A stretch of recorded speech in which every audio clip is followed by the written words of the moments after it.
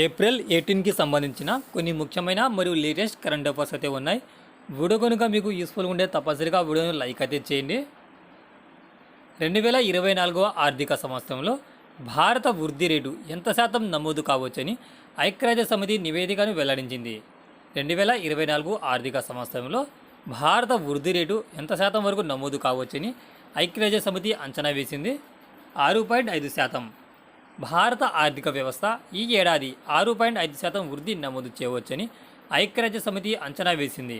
దేశంలో పలు బహుళజాతి కంపెనీలు తమ తయారీని కొనసాగిస్తూ ఉండటం వలన భారత ఎగుమతులపై సానుకూల ప్రభావం పడుతుందని పేర్కొంది. 2024లో 6.8%, 2025లో 6.5% వృద్ధి నమోదు కావచ్చని IMF ఇటీవల నివేదికను వెల్లడించింది. ఐక్యరాజ్య సమితి ట్రేడ్ అండ్ డెవలప్మెంట్ విడుదల చేసిన నివేదిక ప్రకారం 2023లో భారత్లో 6.7% వృద్ధి, 2024లో 6.5% వృద్ధి నమోదు కావచ్చు. తద్వారా ప్రపంచంలోనే వేగంగా అభివృద్ధి చెందుతున్న దేశాలలో ప్రధాన ఆర్థిక వ్యవస్థగా భారత్ కొనసాగగలదని అంచనా వేసింది.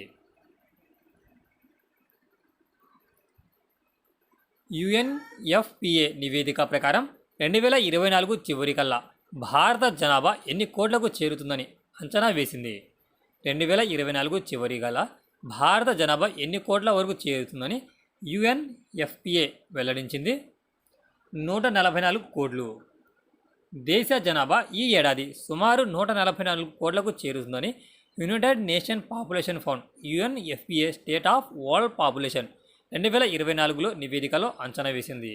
ఇందులో 24% మంది 0 నుండి 14 ఏళ్ల వయసు గలవారని, 10 నుంచి 19 ఏళ్ల వారు 15% మంది, 10 నుంచి 24 ఏళ్ల వారు 25%, 15 నుండి 64 ఏళ్ల వయసు గలవారు 68%, 65 ఏళ్లపై ఉన్నవారు 7% ఉండొచ్చుదని ఈ నివేదిక వెల్లడించింది.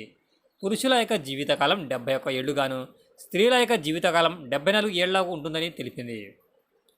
2024 చివరికల్లా భారత జనాభా ఎన్ని కోట్లకు చేరుకుంటుందని UNFPA నివేదిక వెల్లడించింది. 144 కోట్లు.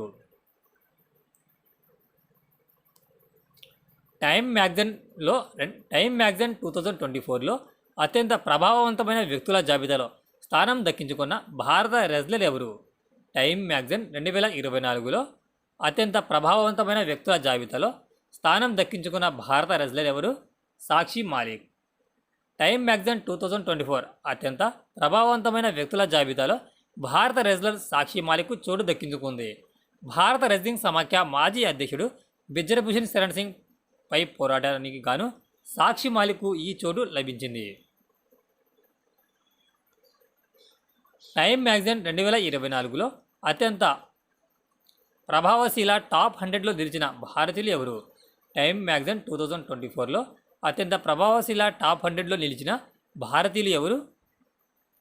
ప్రపంచ బ్యాంక్ అధ్యక్షుడు అజయ్ బంగా, మైక్రోసాట్ CEO సత్యనాదన్ల, బాలీవుడ్ నటి ఆలియా భట్, నటుడు మరియు director Dev Patel Time magazine 2024 ఏడాదికి రూపొందించిన ప్రపంచంలో అత్యంత ప్రభావవంతులైన 100 మంది వ్యక్తుల జాబితాలో చోటు సంపాదించారు.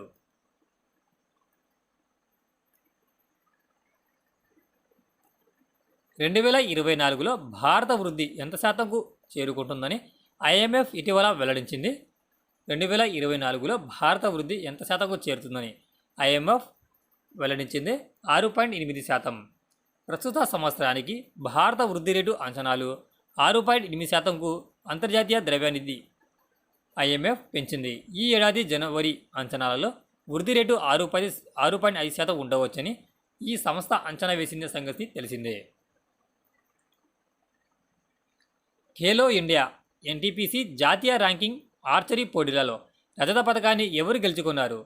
ఖేలో ఇండియా NTPC జాతీయ ర్యాంకింగ్ ఆర్చరీ పోటీలలో రజత పథకాన్ని ఎవరు గెలుచుకున్నారు? Sheetal Devi. Asia para games స్వర్ణ పథక విజేత Sheetal Devi Khelo India NTPC national ranking archery ఛాంపియన్షిప్లో రజత పథకాన్ని గెలుచుకుంది. కాగా హర్యానాకు చెందిన ఏక్తా రాణి స్వర్ణ పథకాన్ని సాధించింది. ఈ ఏడాది ప్రారంభంలో హంగోజ్ ఆసియా పారా గేమ్స్లో 2 స్వర్ణాలు మరియు 1 రజత పథకాన్ని గెలుచుకున్నందుకు శీతల్కు అర్జున అవార్డు కూడా లభించింది. సురభజిత్ జైబేలి బల్దేవ్ ఇటీవల మరణించారు. ఆయన ఏ రంగానికి సంబంధించిన వారు? సురభజిత్ జైబేలి బల్లేవ్ ఇటీవల మరణించారు. ఆయన ఏ రంగానికి సంబంధించిన వారు? సంగీతం. భారతీయ సంతతికి చెందిన ప్రసిద్ధ దక్షిణాఫ్రికా గాయకుడు సురభజిత్ జైబెల్లి బల్దియా 66 సంవత్సరాల వయసులో మరణించారు. దాదాపు ప్రతి భారతీయ సంగీత ప్రదర్శనలో ఆయన ప్రముఖంగా పాల్గొనేవారు. ఆయన్ను బారి అనే పేరుతో ప్రసిద్ధి చెందాడు. United nation permanent forum in indigenous issues 23వ సెషన్ ఎక్కడ జరిగింది? United nation permanent forum on indigenous issues 23వ సెషన్ ఎక్కడ జరిగింది? న్యూయార్క్లో. స్వదేశీ సమస్యలపై యుఎన్ శాశ్వత ఫోరం యొక్క 23వ సెషన్ యునైటెడ్ స్టేట్స్లోని న్యూయార్క్లో జరిగింది. ఇది United nation economy and social council సలహా సంఘంగా 2000 సంవత్సరంలో ఏర్పడింది. గ్రీన్ఫీల్డ్ నోయిడా అంతర్జాతీయ విమానాశ్రయం ఇంధన పైప్లైన్ కోసం ఎవరితో ఒప్పందం కుదుర్చుకుంది? గ్రీన్ఫీల్డ్ నోయిడా అంతర్జాతీయ విమానాశ్రయం ఇంధన పైప్లైన్ కోసం ఎవరితో ఒప్పందం కుదుర్చుకుంది? బీపీసీఎల్. గ్రీన్ఫీల్డ్ నోయిడా అంతర్జాతీయ విమానాశ్రయం తన ఇంధన అవసరాలను తీర్చడానికి భారత పెట్రోలియం కార్పొరేషన్ లిమిటెడ్ బీపీసీఎల్తో ఒప్పందం కుదుర్చుకుంది. ఇందులో భాగంగా ఏవియేషన్ టర్బైన్ ఫ్యూయల్ పైప్లైన్ను ఏర్పాటు చేసే పని జరగనున్నది. ఏటీఎఫ్ పైప్లైన్ 34 కిలోమీటర్ల వరకు విస్తరించి ఉంది మరియు విమానాశ్రయ ప్రాంగణంలో 1.2 కిలోమీటర్ల వరకు ఉంది.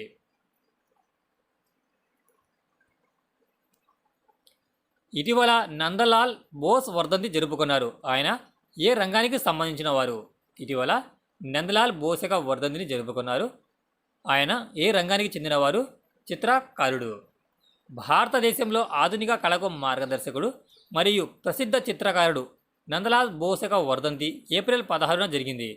నందలాల్ బోస్ ఏప్రిల్ 16, 1960న మరణించారు. ఆయన 3 డిసెంబర్ 1982న ఒక మధ్యతరగతి బెంగాలీ కుటుంబంలో జన్మించారు.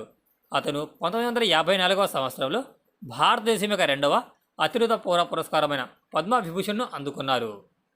ఇది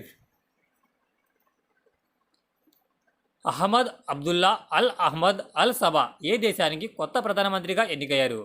అహ్మద్ అబ్దుల్లా అహ్మద్ అల్ సబా ఏ దేశానికి కొత్త ప్రధానమంత్రిగా నియమితులయ్యారు? కువైట్. కువైట్ కొత్త ప్రధానమంత్రిగా షేక్ అహ్మద్ అబ్దుల్లా అహ్మద్ అల్ సబాను కువైట్ ఎమీర్ నియమించారు. ఏప్రిల్ 7న మాజీ ప్రధాని షేక్ మొహమ్మద్ సబా అల్ సలేం అల్ సబా రాజీనామా చేసిన తర్వాత ఈ నిర్ణయం తీసుకోబడింది. కువైట్ పశ్చిమాసియాలోని ఒక దేశం. ఇది ఫ్రెండ్స్ ఈ రోజుకు సంబంధించిన కొన్ని ముఖ్యమైన కరెంట్ అఫైర్స్ని ఇప్పుడు వీడియోలో తెలుసుకున్నాం. వీడియో కనుక నచ్చితే తప్పనిసరిగా వీడియోని లైక్ అయితే చేయండి. Thanks for watching టెక్జా.